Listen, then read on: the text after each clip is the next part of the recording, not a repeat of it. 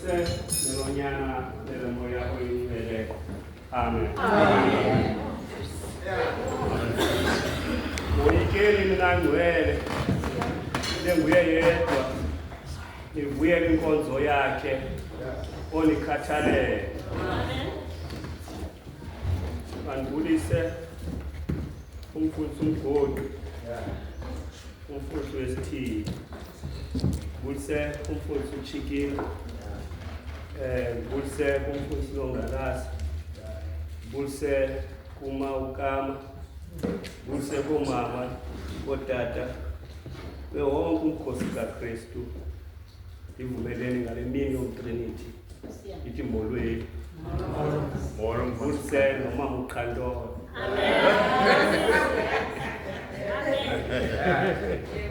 Molo mfundisi wethu. Yapulisa mfundisi. Nkosi. Manditsho ukuthi Hey. the more ukhula the more ubhekele ekhaya. Ntantsho imfama izawubuya but ayiniki ithemba nje ndibheka phambili. Ndibheka phambili.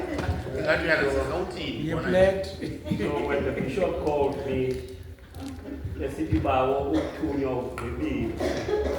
Ngoku ndifuna ucinga into yokubana xa ungekho kulaa ndawo kuyo uzawubaphi na? Mhlawumbi ke funeka uthandaze ndathi okay ke bishop ndayocinga. Khawuphelele 5 seconds athi sendigqibile bishop. Wathi ufuna uyaphi na? Ndathi ndibuyele ekhaya eCape Town.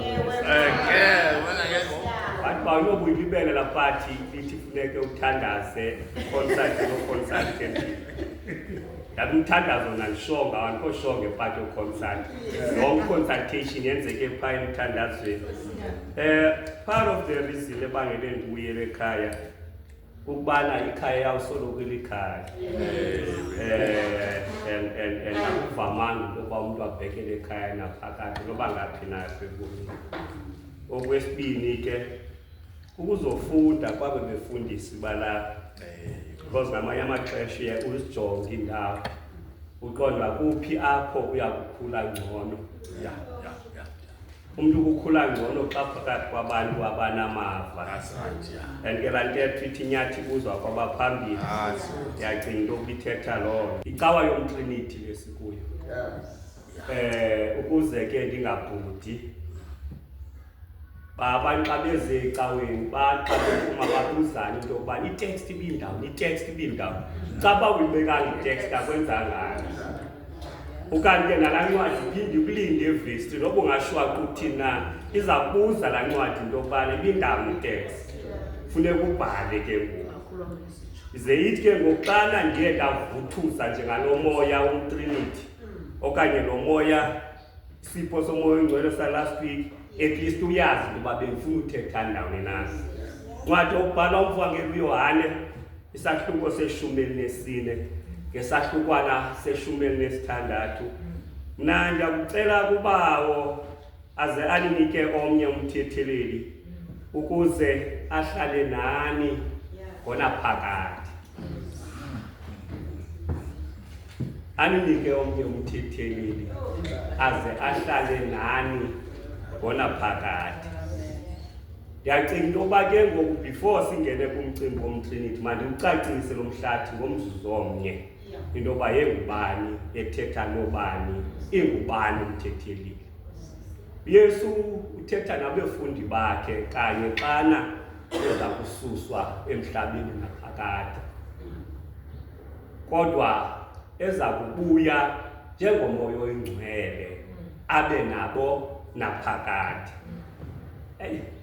Ndanoba ndiyaziwa uzawususwa emhlabeni naphakade ezinyani aze ke ngoku njengomoya oyingcwele abe nabo naphakade. Ngulo mthetheleli ke lo okanye that's part of what umtrinity is. Mandibulise Khumalo ngibona abantu abagqibela kudala. Usefresh noZulu wayesekela nobhala wabo kanye nomfundisi uChicken. Nobhala. Omnye unobhala kodwa lenkosikazi yabo elaa xesha wabefika. Omnye wayebhala kodwa omnye esekela kodwa omnye ebhala. cawa yomtrinity apha ingqondweni kum ilandelwa ziziganeko ezibini then beyicawa yomtrinity mhlawumbi singathi ezithathu ke basiyafunda. Lo mcimbi uqala apho uYesu bambethelela khona umnqamle ezweni. Ube kwisithembiso sento ukubana ndiza kufa ze emveni kweentsuku ezintathu ndivuke. Apha ekuvukeni kwakhe uYesu akawucacisi ncam umcimbi uvele. Mhlawumbi apha esezilalini besawuthi uvuka kwakhe mhlawumbi uzawumane ebona. Phofu ke wayemane ebona. Cha yohlukile kwabona kwelali yakho athi umntu xa bhubhile uthi uyabona ubani. Mhlawumbi abesisithunzela yena zange abesisi. Koko wayefezekisa indlela yakhe yoloyiso lomnqamlezo. Ekubonweni kwakhe ke uYesu apha ekuzeni kokuphela kaMeyi uYesu uye wenyukela ezulwini ngamandla kaMoya Oyingcwele wakunye noyise ngeAscension Day. Ze kule veki kupheleyo ke ngoku uPetros ebesakha ibandla likaYesu ngokokutsha ngenkonzo yePentecost. Apho uYesu uPetros eguqule abantu abaninzi. uYesu akekho ngelo xesha koko kukho uYesu onguMoya Oyingcwele okanye uThixo onguMoya Oyingcwele. Ize ke ngoku kuleli cawa ke ngoku ucaciswe lentsinda abadala yomuntu omnye kodwa uziziqu zithathu. Yona nto ndiyithunyiweyo nendiyiceliweyo ngumfundisi wendawo. Waxa uzawuza ke ngoku uzosevisa umphefumulo wakho uzusela usixelele into yokubana utya ntoni eGeorge. Ukunyama ehamba oxhaphakileyo bangasebenzi.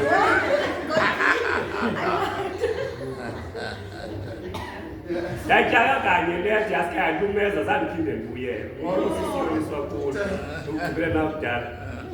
Umtrinity kithetha into yokubana icawe yelandela iPentecost. iPentecost yena it's 50 days after uYesu ebethelelwe emnqamlezweni. Ibe yintoni yona lo mtrinity? Umtrinity nguThixo uYise, uThixo uNyana, noThixo uMoya Oyingcwele. uThixo omnye kodwa uziziqu ezithathu. Incwadi kaYohane wokuqala xa icacisa uThixo wokuqala uThixo uYise uthe kuqaleni ubekho ulizwi. Waye ulizwi ekuye uThixo, waye ulizwi enguThixo.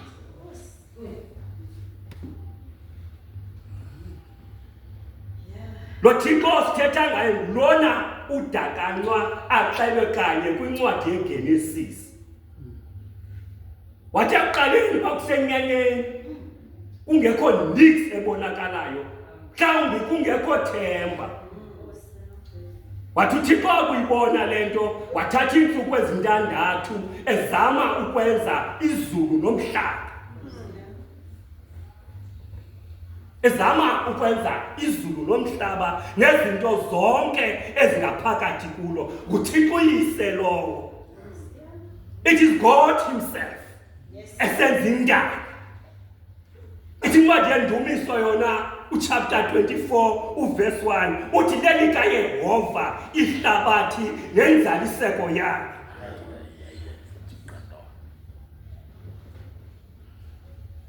Ngenxa into yokubana wayineplan, ngenxa into yoba kwakusenyanyeni, ngenxa into yoba kwakungekho nto ingendawo yayo, yonke into yeyisaphasapha. Wathi wagqiba ke ngoku ekudaleni wazidala zonke izinto.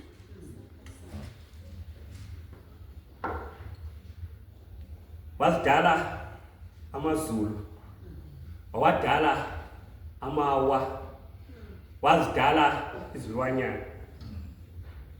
Wathi wagqiba ke ngoku ekudaleni kwakhe wadala umuntu. Umuntu wokuqala awamdalayo kwiBhayibhile yam ifunda kakuhle wadala indoda. Wathi akuyigqiba uyidala indoda wabona into yoba akulungile umntu abe yedwa. Wathi wagqiba wayenzela umlingane wakhe. Exactly.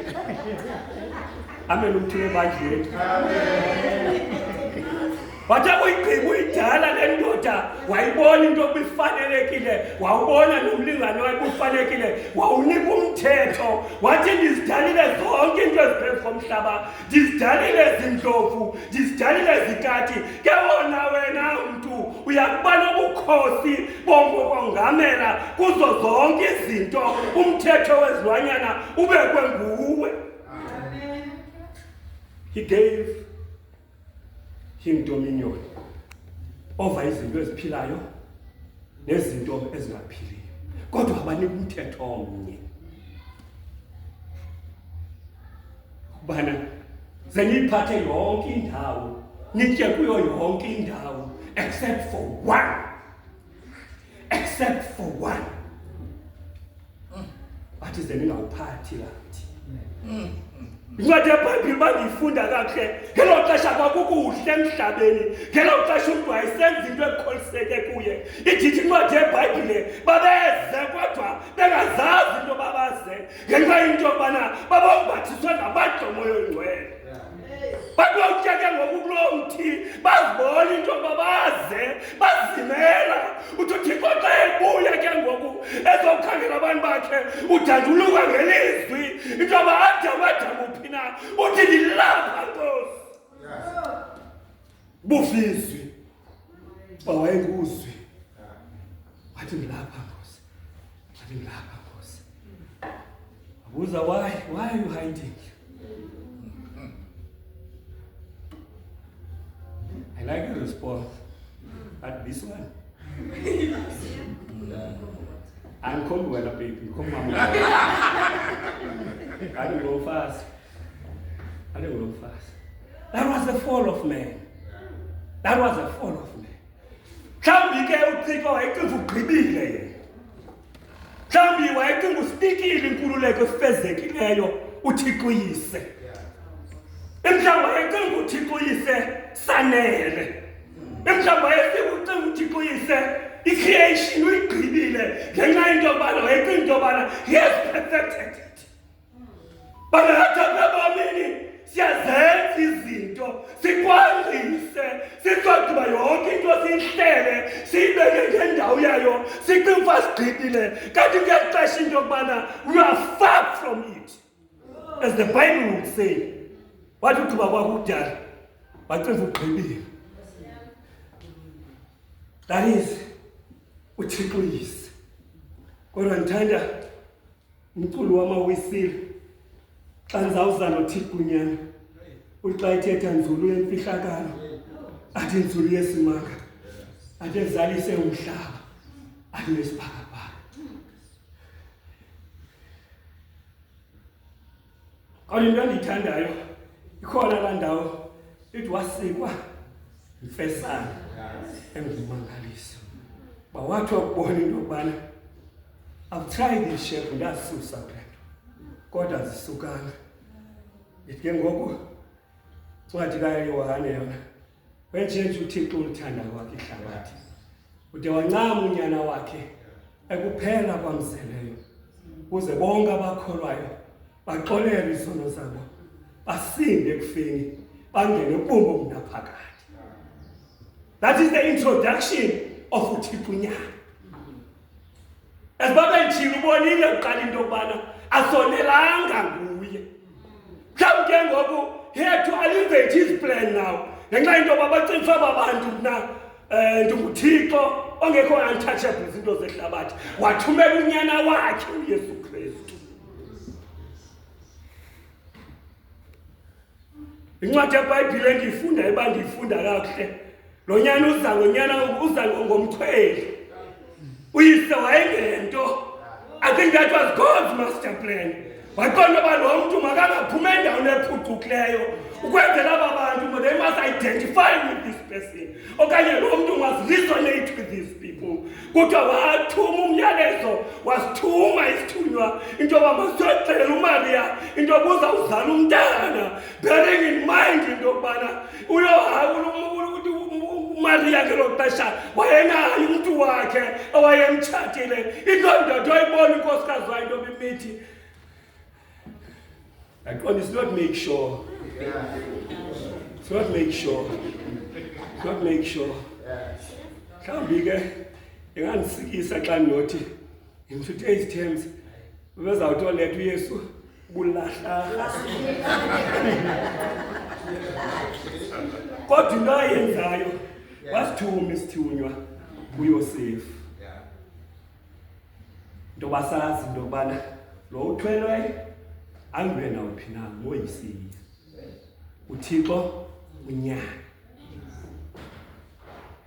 Ulo xa sazeseza busa abaprofeti belo xesha kuthiwa babeprofeta kuthiwa uzawuzala uMesiya. Bathi ootata babekho ngelo xesha babenentombi. Kuthiwa iintombi zazangabi nogquduse nje babafana zazihamba namathema ukwenzela into yokubana iintombi zabo zezingenzakali bazilindele ukhawuka ngomoya oyingcwele ezithwala uYesu. Kuthiwa ufika uThixo unyana fika sefunwa ngenxa into yoba ukuza kwakhe kubhengeziwe ngabaprofeti befuna umbulala. Kuthiwa ngexesha azalwa ezalele esitalini samahashi kumkani welo xesha uHerodi kuthiwa ayiphosi imilayezo wathi bonke abantwana abangamadoda okanye abangafana zebebulawa. Kuthiwa ayikuli ingoma eyodwa ngexesha ehamba wathi sizombhida uHerodi sizohamba ngenye indlela ngenxa into yoba ngelo xesha kwakufanele into yoba ivangeli ihanjiswe ngenxa into yoba ngelo xesha kwakufanele into yokubana zezifelwe emnqamlezweni kulo nyanga. So there was no way the second plan would fail according to uThixo wesibini, uThixo unyana. Wazenza uYesu zonke izinto kodwa afundise semncinci uzogqama ke ngexesha ke ngoku serecruit ibandla lakhe. Remember ndithe kuqala mhlawumbi ngela xesha kwakucifa ngumuntu ozenzelayo nje. God has to come for the second time through uThixo unyana azobonisa into yokubana iyahambeka le ndlela and yenzeka lento. Basiyakhumbula nangona wayenguThixo unyana kwakubakho amaxesha besebuntwini. Bakho amaxesha. Yiloo nto uYesu ithi incwadi yeBhayibhile ngexesha esenqamlezweni engabuvu ubukho bukayise kuthiwa wadanduluka ngelizwi wathi Eloi Eloi lama sabakathana Thixo wam undishiyani na. Kwabakho amaxesha uYesu abuvu ubunzima. Kwabakho amaxesha uYesu alile ngenxa into yoba yenguThixo unyana. Izinto sasiziva wayeziva naye. Wafika lo nyana wathandazela abantu wenza imimangaliso. Wahlala phakathi kwabantu wenzela abantu bakholelwe into yokubana God exists. Incwadi yeBhayibhile endiyifundayo Thixo unyana came to restore a relationship between God and humankind. Incwadi yeBhayibhile endiyifundayo weza ezokuhlawulela izono zethu ngenxa into yokuThixo zangasenze into sithabonayo emyezweni wase-Edeni. Nangona kunjalo nje wathumela unyana wakhe ekuphela komzeleyo ukwenzela izono zethu mazixolelwe sizuze ubomi obunaphakade.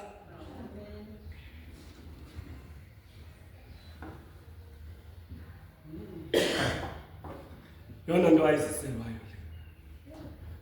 Manje umuntu akone and akone kakhulu and you are the one ofuna ukuxolele lo muntu lo.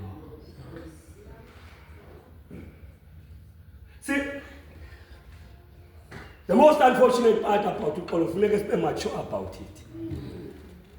Ndithi kuwe sona emyezweni we-Edeni soyiswa ngumthetho omnye into yokubana zesiphathe yonke indawo. Kodwa wancama unyana wakhe ekuphela kwamzeleyo ukuze azokuxolela izono zethu abe yinkomo yedini lathu. That's where the part of immaturity comes from. I'm not sure into yoba wena undawoni nendaba yoxolo. I'm not sure into yoba undawoni nendaba yokuxolela. But my main worry is that ubahambe uhlale kwindawo yekhwayelo, uhlale on the accident scene, ngenxa into yokulinda uxolo lomntu ongasoze athi uxolo kuwo.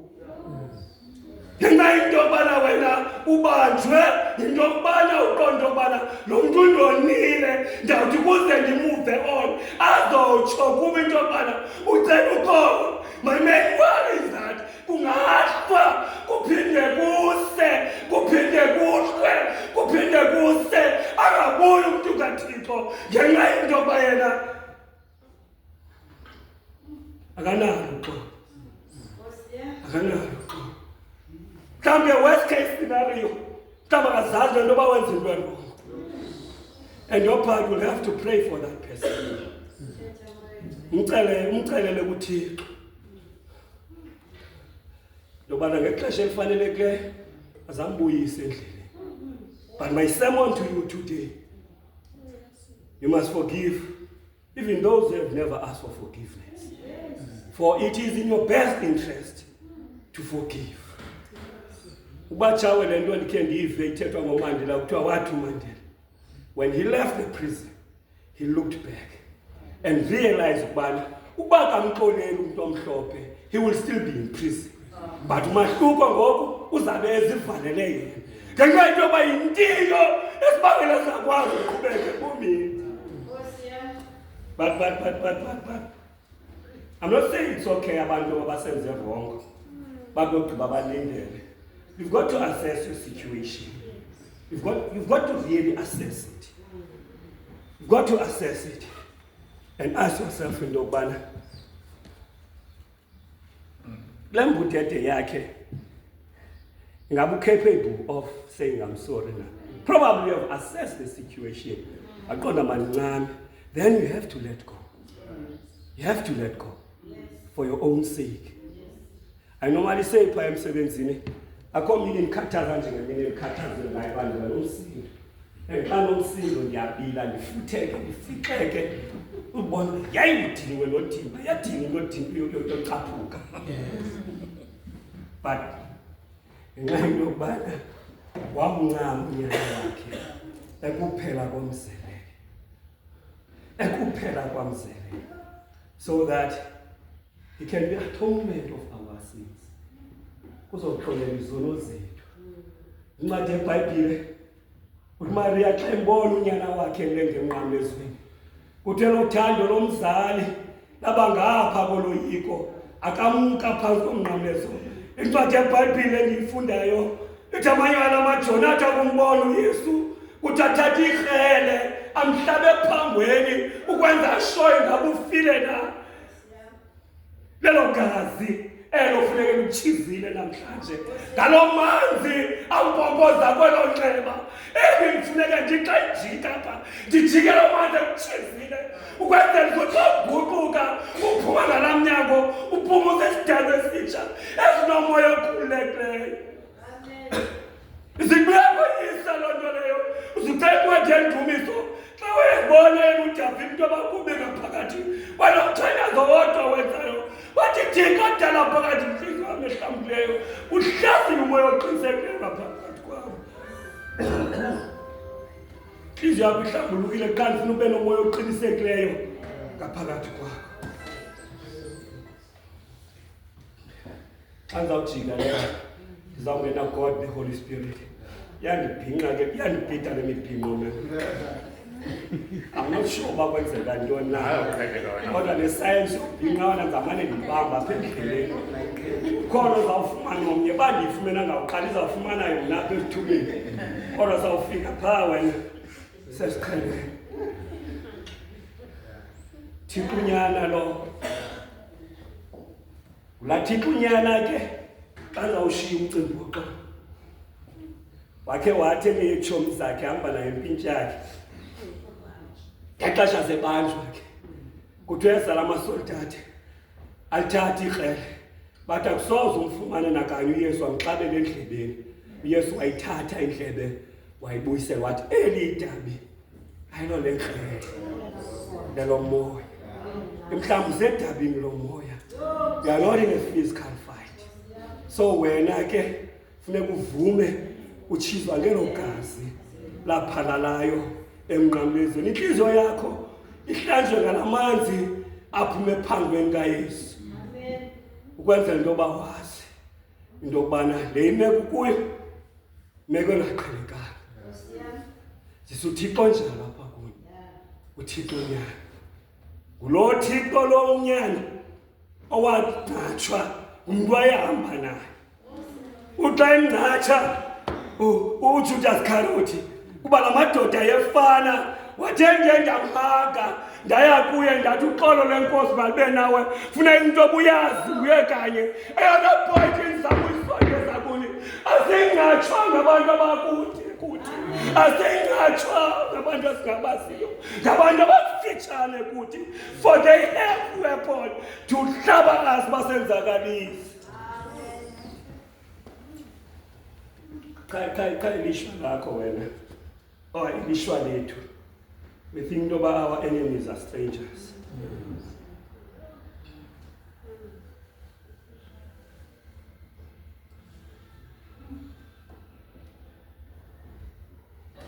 Athu Philippo athu Yesu kule ncwadi evangeli bifundwa ngumfundisi xa ndivala umcimbi kaThixo nyana athi kuye Nkosi sibonisa uyihlo sabonela ambuzi nexesha elingakanani na undazi Philippo. I think point kaYesu was saying ukuthi ndihamba nawe siqhuba ivangeli kunye and yethu ndazi into yokubana ndinguThixo uyise ndinguThixo unyana ndinguThixo umoya ongcwele. Athi lo ndibonile yona umbonile uBaba ngenxa into yoba ivangeli wayemele bafundisa yona le nto bana mhlawumbi ke ngekaviki uThixo umoya ongcwele bathi ndim lo uthi kholwa kum kholwa ndim kuba mna ndiyakubawa nokuba ubawo ukum. It's a relationship between a father and a son. A relationship between a father. Comes appropriate lo mcimbi kanye phambi Father's Day. It's a relationship. God loves his son. So there is an intimate relationship. I received a Father's Day card from Usana on Friday based on the school week. Uzala kuhle pha phezulu into yokubana akuThixo ngumtata onengqondo ngumtata obhadlileyo. Wayijika ngokubhatha oyi-1 esifinga yonke. But please stop telling me, Tina English, stop telling me to do what to do, always tell me what to do. Kaba miqathango yami mina engangithanda ufunda kanjani ngiphele pha phezulu ayingadozela okanye ngilaka. The point was God was in an intimate relationship with his son. God, just like in any relationship, mhlawumbi kwakubakho amaxesha into yokubana bangafumanani, but not in the manner yena andilanduke ngayo. Then sibe noThixo wesithathu, God the Holy Spirit. God the Holy Spirit. Uthi xa icacisa umfundisi kulaa ncwadi kaYohane kule vangeli ifunda ithi ukuba uyandithanda igcineni imithetho yam. Uthi mna ndiyakucela kubawo aninike omnye umthetheli. La omnye iqiniso loba ebekhona ubengaphambili. Remember nje ekuqaleni God had a master plan mhlawumbi eyedwa. Wathi akubona into yokubana sikude nefefe lakhe wazisa unyana. Wathi akubona into yokuba siyaphuncuka kunyana uthi uzawuzisa omnye umthetheleli, which is Thixo wesithathu ngoku. Kodwa levangela yanga kulaa ndawo bendifunike kuye apha imcacisa khona lo mthetheleli. Verse 17, umoya wenyaniso lowo lingenakho ihlabathi ukumamkela ngokuba lingamboni. Bendifuna igqithitsho ithi umoya wenyaniso. In other words, uze uhlala naphakade. I'm sure we're so deep in trouble, or deep in sin. So much that God decided into yokuba sifanelwe ngumoya wenyaniso so that sisonke abe nathi kwindawo zonke ngamaxesha onke. Yolanda intenze wani ngizawuyeka nangoma imoya ngemimoya wayapha umoya ongcwele. George.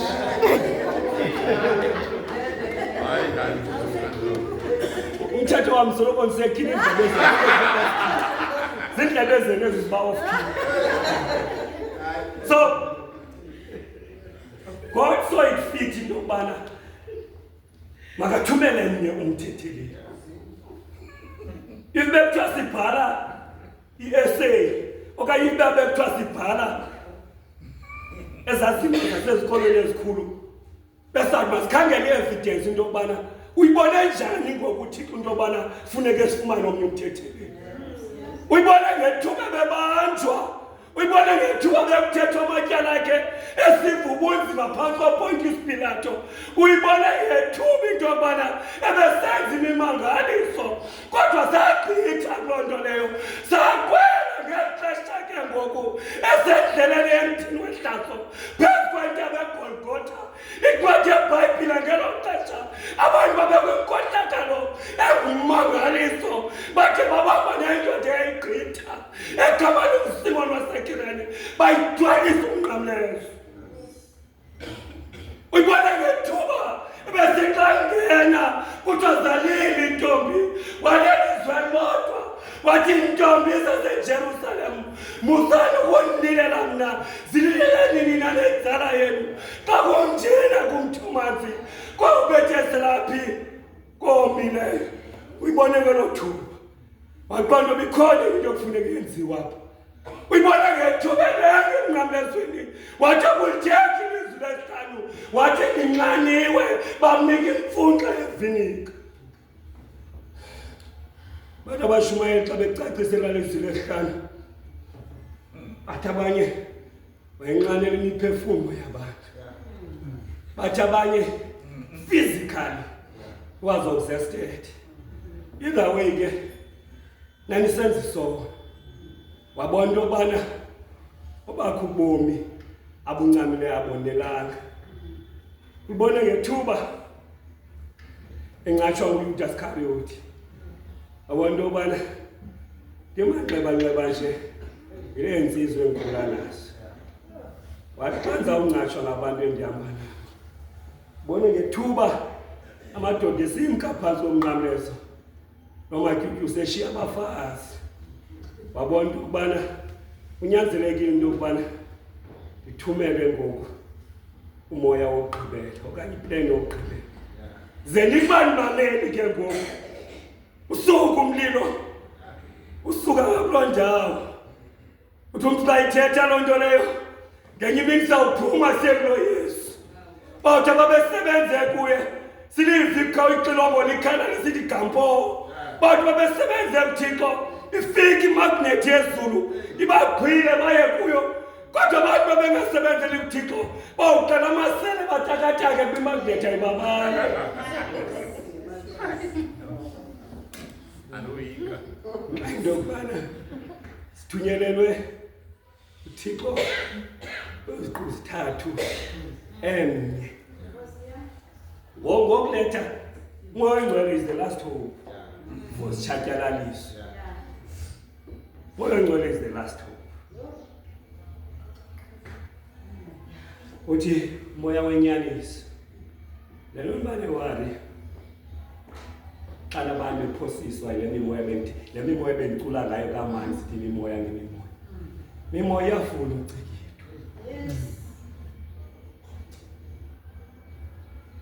One of the things I've learned in my very short journey is that abantu banxanelwe kodwa banxanelwe into ezirongo nabo banxanelwe miracles. You know, it is okay into yokunqwenela uThixo akukhuphe ngomso ezingxakini zakho. Kodwa it is okay also to endure the pain. Umcela uThixo angakukhuphi but angene nawe kwimbalezelo. Uthi uPawulos xa ubeka lo mcimbi uthi thina sizidla nangentshutshiso le. Lentshutshiso izala ucikideko.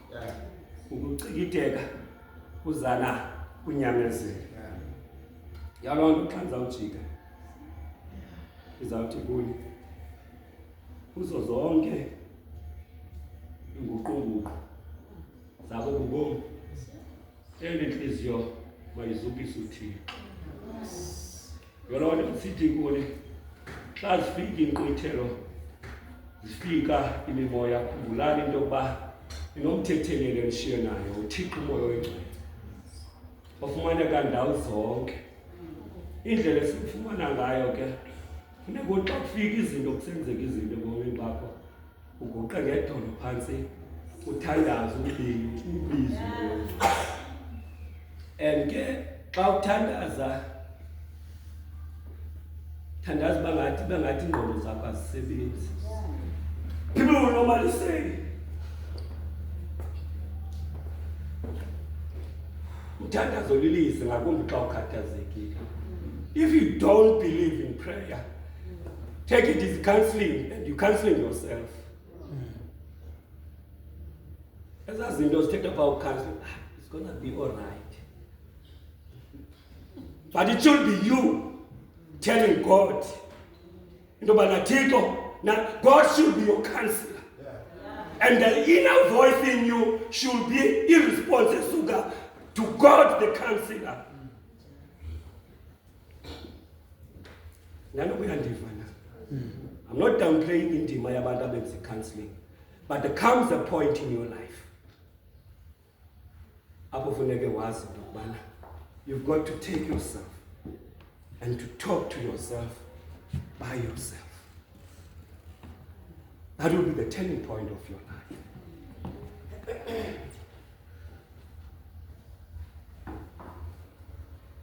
That will be the turning point of your life. You know, verse 17 becomes very important. Kuba uthi umoya wenyaniso lo lingenakho ukumamkela ihlabathi kuba aliboni. That is why it is easy for us to be deceived by these churches of prosperity, gospel prosperity, or the other way around. Because they bring to us something engumangaliso. They do images, okay, they have a certain way. And then the mainline churches become slow to you because azizalimi mangaliso zona, but uxela nge-endurance of life.